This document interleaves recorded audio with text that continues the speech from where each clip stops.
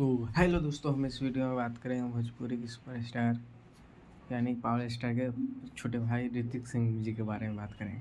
तो दोस्तों, ऋतिक सिंह जी का ये गाना आने जा रहा है जो कि भक्ति सॉन्ग, जो कि दोस्तों भक्ति सॉन्ग किसी का आता है तो मैं प्रसन्न हो जाता हूँ। तो भक्ति सॉन्ग हमें बहुत ही अच्छा लगता है दोस्तों।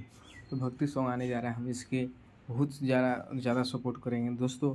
भक्ति गाना आ रहा है जो कि बहुत ही न्यू चैनल है, जो कि एम बी रिकॉर्ड भोजपुरी से आ रहा है, जो कि बहुत ही नया चैनल है। तो दोस्तों, यह गाना के लिखे पारंपरिक और प्रिंस प्रियदर्शी जी और म्यूजिक दिए हैं प्रियांशु सिंह जी। तो दोस्तों, यह गाना बहुत ही ज़बरदस्त होने जा रहा है और यह गाना गाना का नाम है देखकर राम जी को, जो कि गाना का टाइटल है देखकर राम जी को।